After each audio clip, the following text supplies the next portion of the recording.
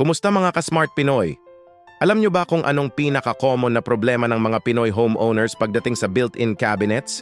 Tama ka, yung cabinet doors mismo. Nakaka-relate ka ba? Yung tipong binuksan mo yung cabinet door tapos biglang tumama sa kama? O kaya naman yung sliding door na sobrang hirap buksan kasi nasira na yung gulong? Kung oo, tama ang napuntahan mong video. Ako nga pala si Mark at ngayong araw na to, tuturuan ko kayo kung paano pipili ng tamang cabinet door style para sa inyong bahay. Hindi lang para maganda tingnan, pero para practical at matibay din. Alam nyo, maraming Pinoy homeowners ang nagkakamali sa pagpili ng cabinet doors. Bakit? Kasi ang iniisip lang nila ay kung ano ang maganda tingnan. Pero hindi ganun kasimple yan. May kanya-kanyang pros and cons ang bawat style.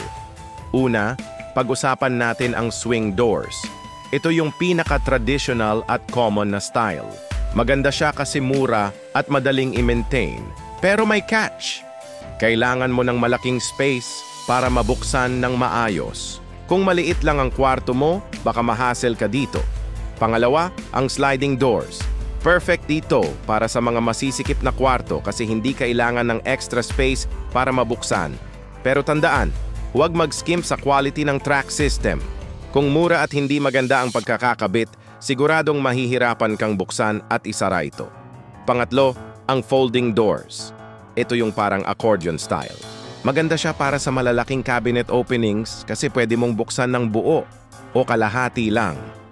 Medyo mas mahal nga lang compared sa iba, pero worth it naman kung tama ang pagkakagawa. Pero alam nyo kung ano ang pinaka-importanting tip ko. Consider nyo kung gaano kadalas gagamitin ang cabinet. Kung everyday items ang nasa loob, mas okay ang swing doors. Kung occasional lang, pwede na ang sliding. At kung gusto nyo ng flexible na solution, go for folding doors. Remember mga ka-smart Pinoy, ang tamang cabinet door ay hindi lang dapat maganda tingnan. Dapat functional din at swak sa lifestyle mo. Huwag magmadali sa pagpili. Take time to measure your space at i-consider ang daily routine mo.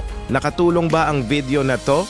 Kung oo, huwag kalimutang mag-like at mag-subscribe sa channel para sa mas marami pang home improvement tips at abangan ang susunod nating video tungkol sa floor tiling hacks.